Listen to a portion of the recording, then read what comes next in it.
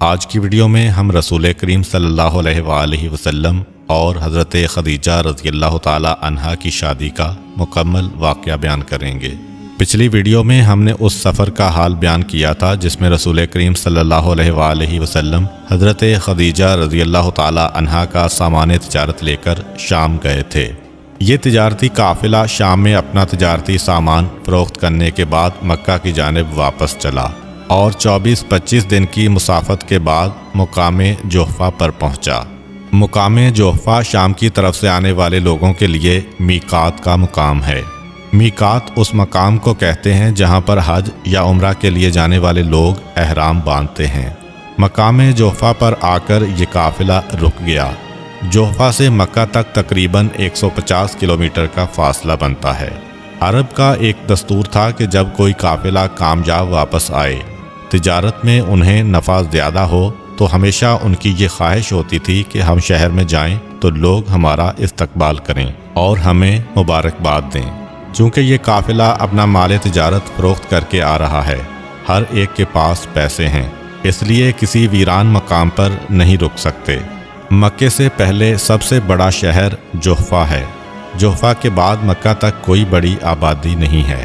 قافلے کو وہاں روک دیا جاتا ہے اور پھر ہر آدمی اپنے ایک ایک غلام کو بھیجتا ہے تاکہ وہ مکے والوں کو جا کے بتا دے۔ جناب خدیجہ کا غلام میسرہ ہے۔ بنیادی طور پر اس کی ذمہ داری ہے کہ وہ جائے اور جا کے جناب خدیجہ کو اطلاع دے، مگر میسرہ پیغمبر اسلام سے گزارش کرتا ہے کہ آج تک میری مالکہ خدیجہ طاہرہ کو کسی تجارت میں اتنا نفع نہیں ہوا ہے۔ یہ بڑی خوشخبری ہے۔ میری یہ خواہش ہے کہ آپ خود وہاں تشریف لے جائیں اور یہ خبر خود انہیں پہنچائیں۔ پیغمبر اسلام نے کہا کہ ٹھیک ہے، میں تیار ہوں۔ یہ سارے کے سارے لوگ چلے۔ اب یہ سب غلام ہیں، ہر ایک اپنی مرضی سے جاتا ہے۔ پیغمبر اسلام آگے بڑھے۔ چھوٹا سا ایک پہاڑی ٹیلہ تھا۔ پیغمبر اسلام وہاں پہنچے اور ایک لمحے کے لیے اس کے پہلو میں چلے گئے۔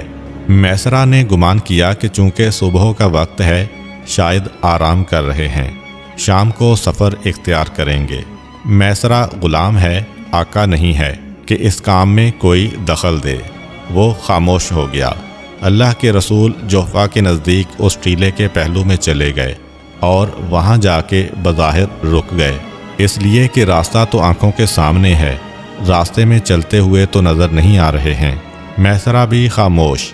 باقی تاجروں میں سے ہر ایک جشن منا رہا ہے، لوگ آرام کر رہے ہیں، تھکن اتار رہے ہیں اور ادھر غلام دوڑے چلے جا رہے ہیں۔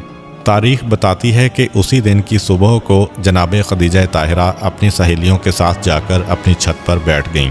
ریشمی کپڑے کا ایک خیمہ سا بنا کر اس کے نیچے بیٹھی ہوئی ہیں اور محو گفتگو ہیں۔ اچانک جناب خدیجہ طاہرہ کو ایسا محسوس ہوا کہ جیسے ایک نور فضا میں نمودار ہو گیا ہو۔ جناب خدیجہ سمجھیں کہ سورج کی روشنی ہوگی، لیکن فوراً یہ احساس ہوا کہ اتنی گرمی نہیں ہو رہی جو سورج کی اتنی روشنی کے ساتھ ہونی چاہیے۔ گھبرا کے پیچھے کی جانب دیکھا تو کیا دیکھتی ہیں کہ جنت المعلیٰ کے قبرستان کے پیچھے جو پہاڑیاں ہیں وہاں سے ایک نور سا نمودار ہو رہا ہے۔ جب مزید غور کیا تو ایسا لگا کہ جیسے ایک قبہ بنا ہوا ہے اور یہ قبہ سونے اور چاندی کا بنا ہوا ہے۔ یاقوت اور جواہرات کی لڑیاں اس میں سے لٹک رہی ہیں۔ یہ قبہ کسی اونٹ سوار کے سر پر اس انداز سے ہے کہ وہ سارے کا سارا اونٹ اور اس کا سوار اس قبے کے اندر نظر آ رہا ہے اور یہ نور اسی قبے سے نمودار ہو رہا ہے۔ جناب خدیجہ گھبرا گئیں کہ میری آنکھوں کو دھوکہ تو نہیں ہو رہا ہے۔ اپنی کنیزوں اور اپنی سہیلیوں سے کہا کہ دیکھو جو کچھ میں دیکھ رہی ہوں، کیا تم بھی یہ دیکھ رہی ہو یا نہیں؟ سب نے مڑ کے دیکھا، تصدیق کی کہ ہاں اے خدیجہ طاہرہ، جو کچھ آپ نے دیکھا وہ ہم نے بھی دیکھا، مگر یہ کیا ماجرا ہے؟ جناب خدیجہ غور سے دیکھتی ہیں اور کہتی ہیں کہ جانور تو مجھے جانا پہچانا لگ رہا ہے، یہ تو ایسا محسوس ہو رہا ہے کہ میرا ہی اونٹ ہے۔ سہیلیوں نے کہا کہ خدیجہ طاہرہ، یہ کیسے ہو سکتا ہے؟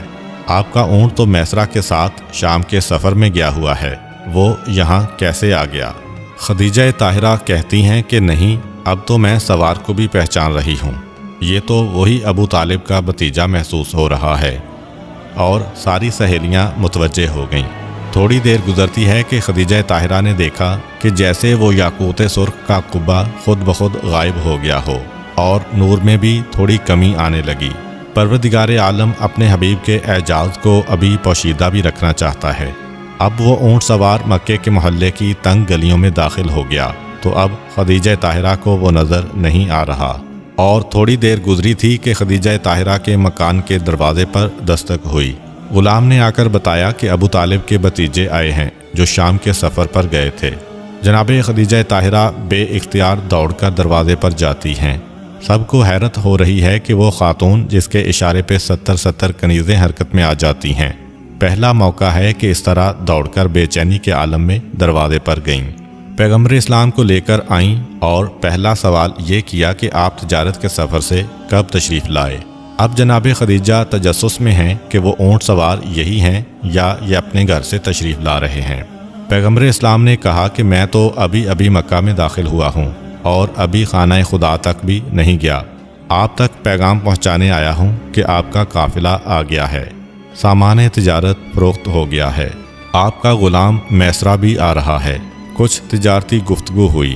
ایک مرتبہ جناب خدیجہ طاہرہ نے پوچھا کہ وہ قافلہ ہے کہاں؟ جواب دیا جوفہ پر ہے۔ جناب خدیجہ انتہائی حیران کہ آپ کہہ رہے ہیں کہ آج صبح کو آپ قافلے سے چلے تھے اور اب یہاں پہنچ گئے، اس کو تو کم سے کم 2 دن لگنا چاہیے تھے۔ پیغمبر نے کہا کہ جو کچھ میں نے کہا ہے صحیح ہے۔ خدیجہ طاہرہ نے اس کے بعد کوئی سوال نہ کیا۔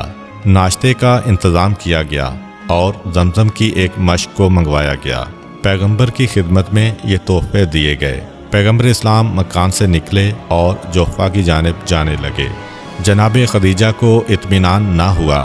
دراصل جناب خدیجہ کا معاملہ ایک عام بزنس پارٹنر کا معاملہ نہیں ہے، خدیجہ طاہرہ کو شادی بھی کرنا ہے، اس لیے وہ اپنے دل میں پیدا ہونے والے ہر شک کو ختم کرنا چاہتی ہیں۔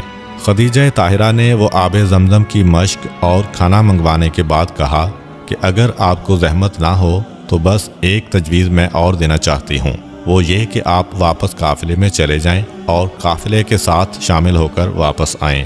علماء کہتے ہیں کہ جناب خدیجہ کی غرض یہی تھی کہ وہ پہچان لیں کہ وہ جو نور انہوں نے دیکھا ہے وہ آنکھوں کا دھوکہ تھا یا حقیقت تھی، اور وہ نور اسی نوجوان کے ساتھ تھا یا اتفاق سے اس وقت وہاں سے کوئی اور آدمی گزرا ہو اور یہ نور اس کی وجہ سے بلند ہوا ہو۔ پیغمبر اسلام نے جناب خدیجہ کی درخواست کو قبول کیا، باہر آئے اور واپس قافلے میں پہنچے۔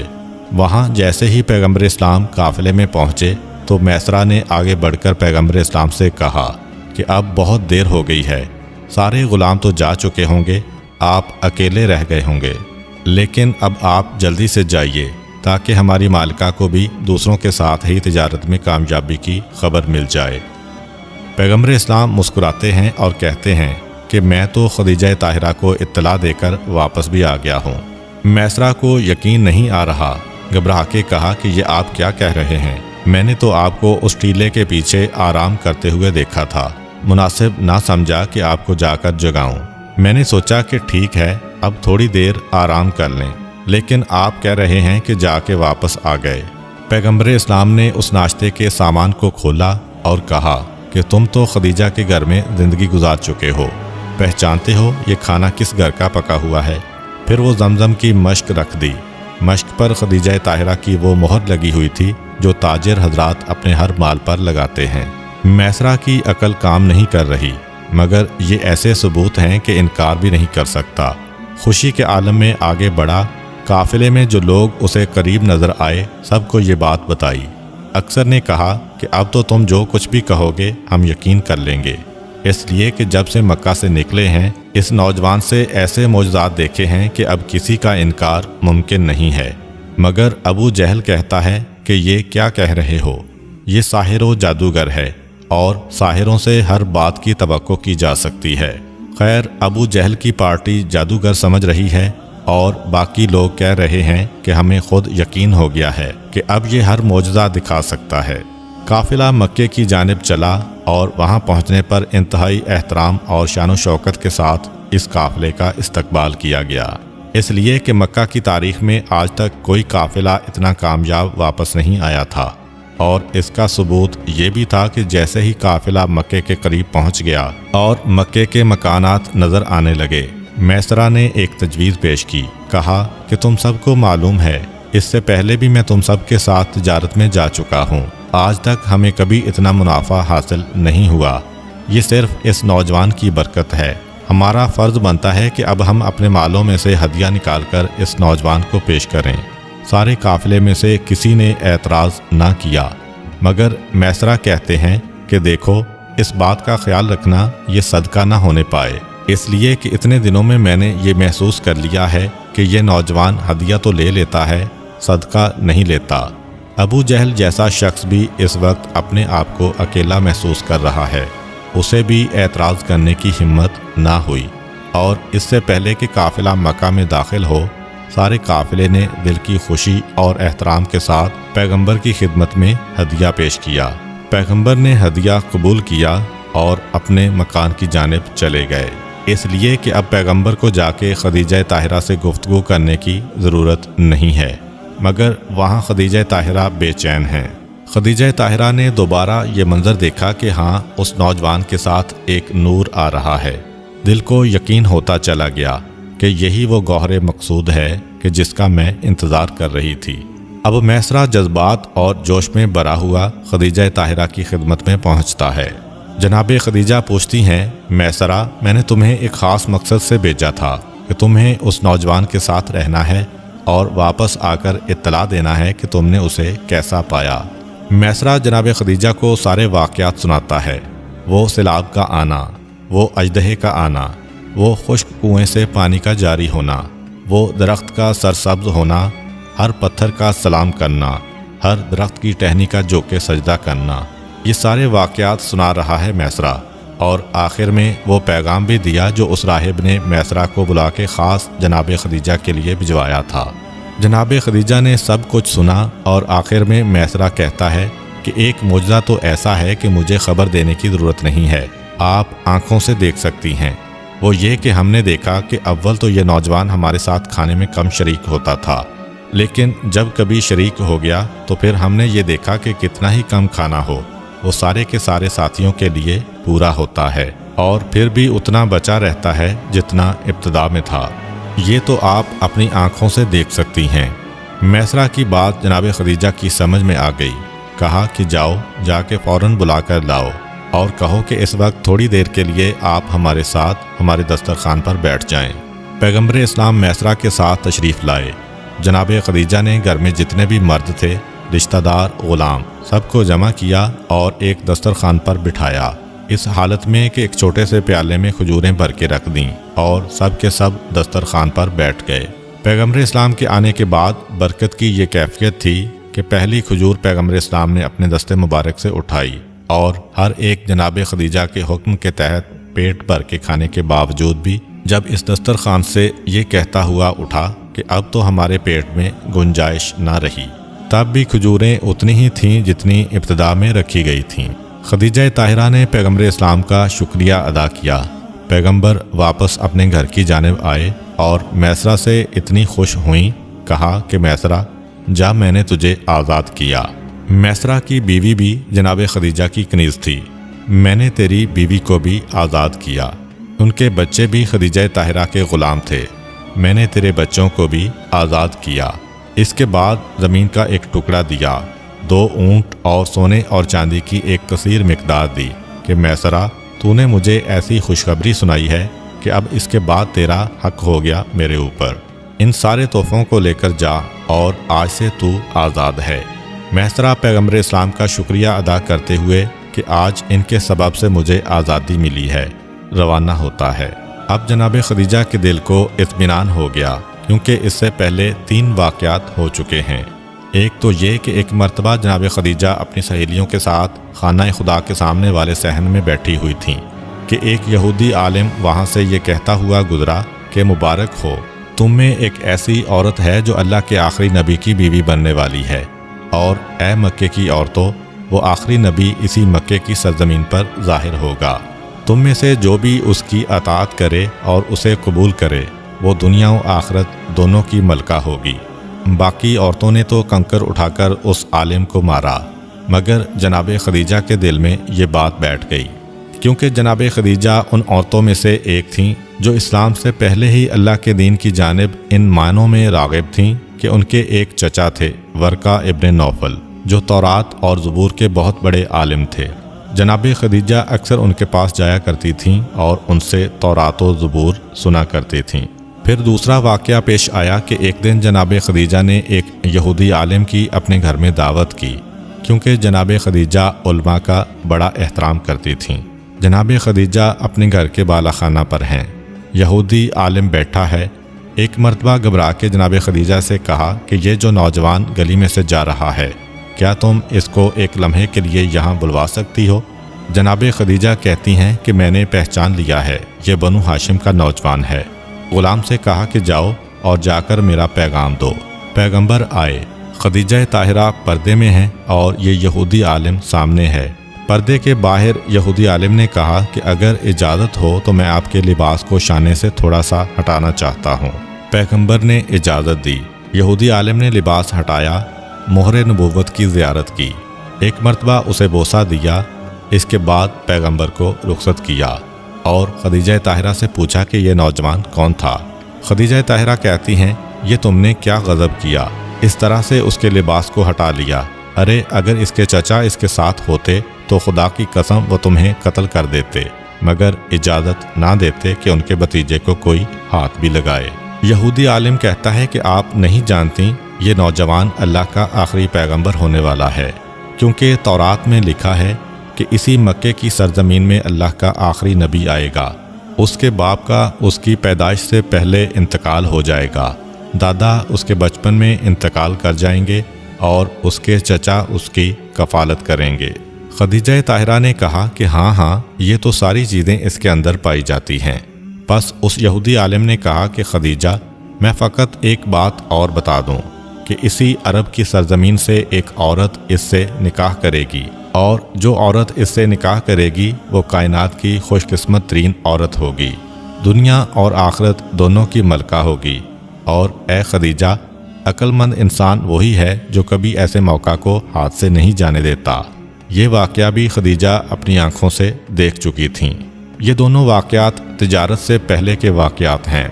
तीसरा वाक़या ये था कि वर्का बिन नौफल ने एक तावीज़ लिख के दिया था, जिसे जनाब खदीजा अपने तकिए के नीचे रख के सो गई थीं, और एक ख्वाब आया था जिसमें आपको रसूलुल्लाह से शादी की बशारत मिली थी।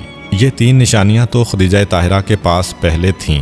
फिर मैसरा की रिपोर्ट कि जो कुछ उसने देखा, और मैसरा के ज़रिए से उस ईसाई राहिब की पेशीन गोई, और फिर अपनी आंखों से उस नूर के चमकने को देखना। जनाब खदीजा यकीन की आखिरी मंजिल पे पहुंच चुकी हैं कि यही है मेरा गौहर मकसूद। अब जनाब खदीजा ने यह चाहा कि मैं पैगंबर इस्लाम से निकाह कर लूँ। एक जानिब एक खौफ भी है कि मैं कैसे निकाह करूँ, इसलिए कि पैगंबर मुझे कबूल करें कि ना करें, वो आखिरी नबी हैं, इतने अफजल और कायनात के सरदार हैं। दूसरी जानिब ये भी ख़तरा है कि अगर मैं सोचती रही तो ऐसा ना हो कि इससे पहले ही उनका निकाह कहीं और हो जाए। अब जनाब खदीजा सोच में है कि क्या करें। बिल आखिर उन्होंने अपनी सहेली नुफैसा को बुलाया और उससे कहा कि पहले तुम जाकर ये देखो कि क्या अबू तालिब के इस भतीजे के दिल में मेरा कोई ख्याल है कि नहीं। अगर मैं इसके रिश्ते की बात करूं तो कहीं वो इनकार तो नहीं करेगा। नुफैसा पैगंबर इस्लाम के घर में दाखिल होती हैं। पैगंबर इस्लाम ने उसे एहतराम के साथ बिठाया और पूछा कि कैसे आना हुआ। नुफैसा ने कहा कि अब आपकी उम्र शादी के काबिल हो चुकी है, क्या आपने कोई इरादा किया है शादी के बारे में। पैगंबर जवाब देते हैं कि मेरे जो हालात हैं वो तुम्हारे सामने हैं।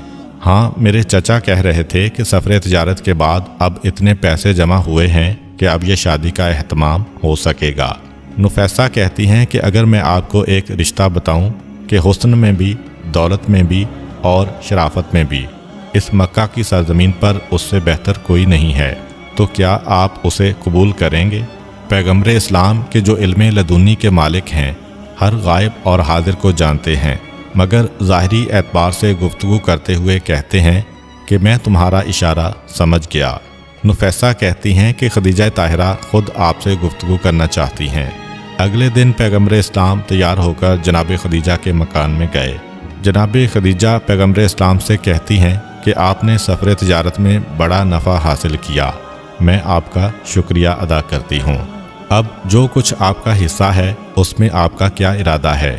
کہا کہ میرے چچا نے کہا ہے کہ تم خود اپنے اونٹ خرید لو اور اپنی تجارت خود شروع کر دو، اور باقی جو پیسے بچیں گے اس سے وہ میری شادی کا انتظام کرنا چاہتے ہیں۔ پیغمبر اسلام سے یہ جملہ سننا تھا۔ خدیجہ طاہرہ نے کہا کہ آپ کا کیا خیال ہے، کس کا انتخاب آپ کریں گے؟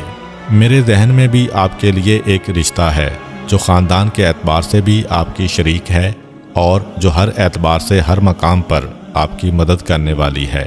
پیغمبر اسلام سمجھ تو چکے ہیں، مگر کہتے ہیں کہ اے خدیجہ، میرا ارادہ یہ تھا کہ میں اس خاندان میں رشتہ کروں جو دولت کے اعتبار سے میرے برابر تو ہو مگر مجھ سے بلند نہ ہو۔ جناب خدیجہ کہتی ہیں کہ پھر تو یہ رشتہ آپ کے لیے سب سے مناسب ہے۔ اپنا نام بھی نہیں لے رہی ہیں، اشارتاً بات بھی ہو رہی ہے۔ پیغمبر سوال کرتے ہیں کہ کیسے؟ کہا کہ اس لیے کہ میرے پاس کوئی دولت نہیں ہے، میری تمام دولت، جائیداد اور سامان تجارت وہ سب آپ کے لیے ہے، آپ کے نام ہبہ کیا جاتا ہے، سب کچھ آپ کے پاس ہے، میں تو ایک کنیز ہوں، اب اس کے بعد میرے پاس کچھ بھی نہ رہے گا۔ وہ جو دولت کا فرق تھا وہ تو ختم ہو گیا، اب آپ کے پاس دولت زیادہ ہے، میں تو ایک کنیز بن کے رہوں گی۔ پیغمبر اسلام نے سنا اور ایک مرتبہ یہ کہہ کے واپس آئے کہ میں اپنے چچا سے بات کرتا ہوں۔ پیغمبر اسلام اپنے چچا کے پاس آئے۔ صبح کا وقت ہے، بنی ہاشم کے سارے نوجوان حضرت ابو طالب کے پاس جمع ہیں۔ حضرت ابو طالب فرماتے ہیں کہ اے میرے بھتیجے، ایسا لگ رہا ہے کہ آج تم مجھ سے کچھ کہنا چاہتے ہو۔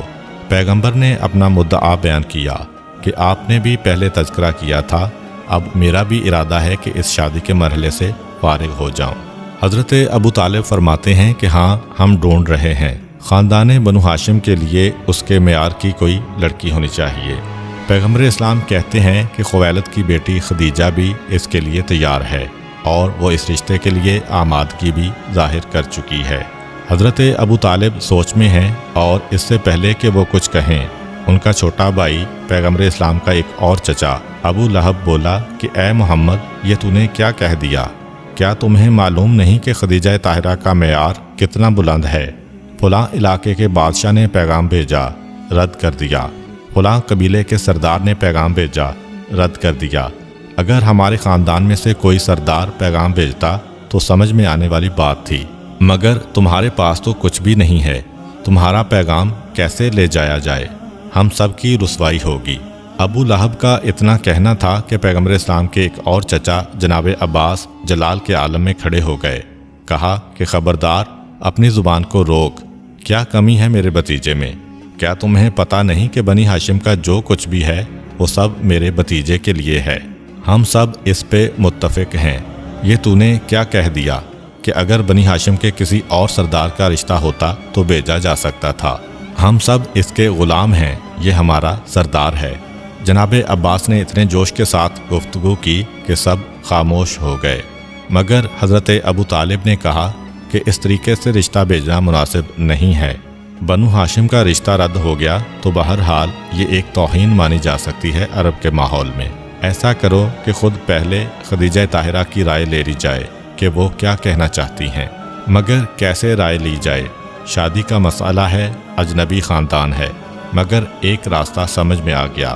حضرت ابو طالب کی بہن ہیں جناب صفیہ، یعنی پیغمبر اسلام کی پھوپھی۔ جناب صفیہ کی شادی جناب خدیجہ کے خاندان میں ہوئی تھی، جناب خدیجہ کے بھائی سے ہوئی تھی۔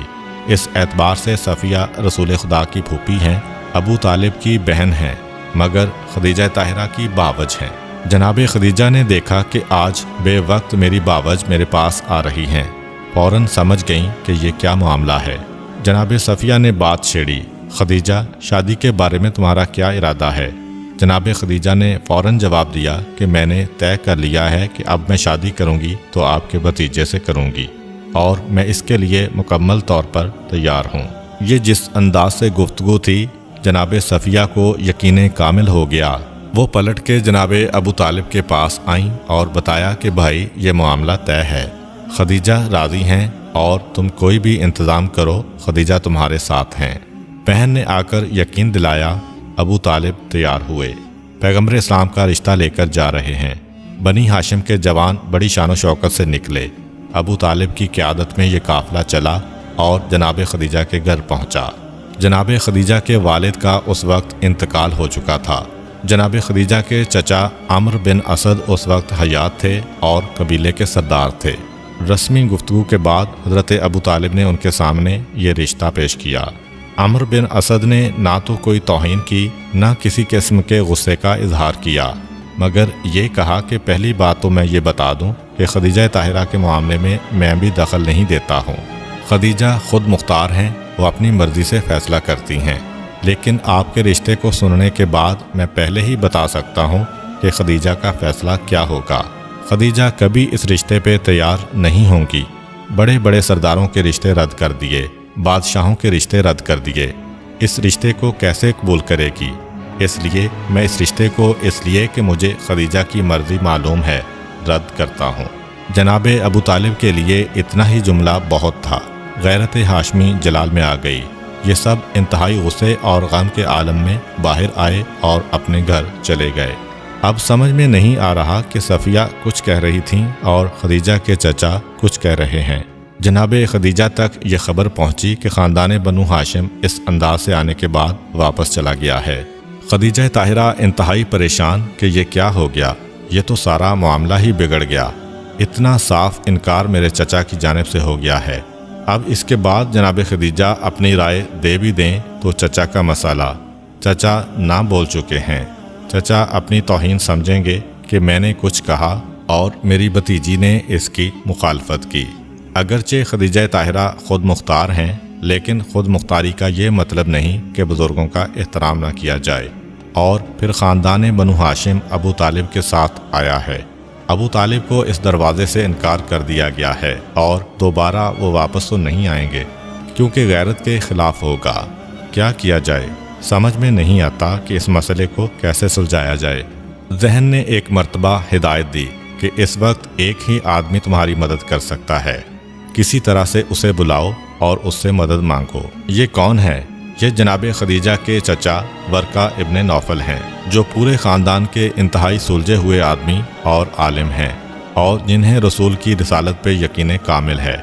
ये वो शख्सियत हैं कि पैगम्बर इस्लाम के ऐलान रिसालत के फ़ौरन बाद इनका इंतकाल हो गया, लेकिन ये पैगम्बर इस्लाम की अज़मत को पहले से मानते थे। ये एक ऐसी शख्सियत हैं कि जिनसे खदीजा अपनी बात बयान कर सकती हैं, क्योंकि ये दोनों हम उम्र थे और दोनों में एक हद तक बेतकल्लुफ़ी भी थी। ये जाकर खदीजा के चचा से बात कर सकते हैं, क्योंकि एक लिहाज से ये उनके भाई भी हैं और साथ तौरात के आलिम भी हैं। चुनाचे जनाब खदीजा ने अपनी कनीज़ से कहा कि जाकर मेरे चचा वर्का को बुला के लाओ। वर्का आए। वर्का को खदीजा से बेटियों जैसी मोहब्बत थी। पूछते हैं कि क्या बात है खदीजा, बड़ी परेशान नज़र आ रही हो। जनाब खदीजा ने कहा कि परेशान कैसे ना हो कि जिनका इस दुनिया में कोई हमदर्द ही ना हो, कोई परेशानियां दूर करने वाला ही ना हो। वर्का बिन नौफल मुस्कुराकर मजाक के अंदाज में कहते हैं कि खदीजा, इसमें तो तुम्हारी अपनी गलती है। बहुत से रिश्ते आए, रिश्तों को तो तुमने रद्द कर दिया। वही तो रिश्ता है कि जो मूनसो गम गुसार और साथी का रिश्ता होता है। जनाब खदीजा ने कहा कि मसलन मैंने कौन सा रिश्ता रद्द किया? कहा कि फ़लाँ बादशाह का, फ़लाँ हाकिम का, फ़लाँ सरदार का। खदीजा ने कहा कि ये सब तो मक्के के बाहर के रिश्ते हैं, मैं अपना शहर नहीं छोड़ना चाहती हूँ। वर्का कहते हैं कि फिर इस मक्के वाले भी बहुत सारे बड़े बड़े रिश्ते हैं। अबू जहल जैसे सरदार का रिश्ता, अतबा का रिश्ता, शैबा का रिश्ता, इतने बड़े बड़े सरदार हैं। खदीजा ने कहा कि मगर ये तो सब गुमराह हैं, गुमराहों से मैं कैसे शादी करूं? आपके जहन में मक्के का रहने वाला कोई ऐसा शरीफ शख्स नहीं जो मेरा साथी भी बने, गुमराह भी ना हो। वर्का इब्न नौफल कहते हैं कि ऐसी तो पूरे मक्के में एक ही शख्सियत मेरे जहन में आ रही है और वो है अब्दुल्ला का यतीम। बस खदीजा ताहिरा ने सुना, कहा कि आपने तारीफ़ तो कर दी, मगर दुनिया के हर इंसान में कोई ऐब होता है। ज़रा मुझे बताइए तो सही, उनमें खराबियाँ क्या हैं, ऐब क्या हैं, ताकि इसके बाद फिर मैं इस रिश्ते के बारे में कोई राय दे सकूं। वर्का इब्न नौफल कहते हैं कि हाँ, ये भी ज़रूरी है, दोनों पहलू मालूम होना चाहिए। सुनो, अब उसके ऐब सुनो।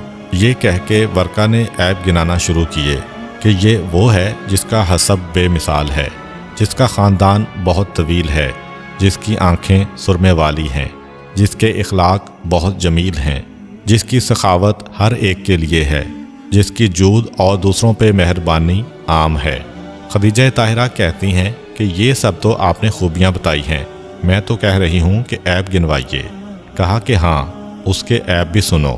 یہ وہ ہے کہ جس کا باطن اس کے ظاہر سے بہتر ہے، یہ وہ ہے کہ کائنات میں اس سے افضل کوئی نہیں ہے، یہ وہ ہے کہ جس کے خاندان کی مثال کوئی نہیں ہے، یہ وہ ہے کہ جس کی شخصیت کی نظیر کوئی نہیں ہے۔ خدیجہ طاہرہ گھبرا کے کہتی ہیں کہ یہ تو سب آپ نے فضائل گنوا دیے، ارے میں کہتی ہوں کوئی عیب بتائیے۔ کہا کہ ہاں، اب سنو، اس کے عیب بھی سنو۔ یہ وہ ہے کہ جس کا چہرہ چاند کی مانند ہے، یہ وہ ہے کہ جس کی پیشانی ستاروں سے زیادہ چمک رہی ہے،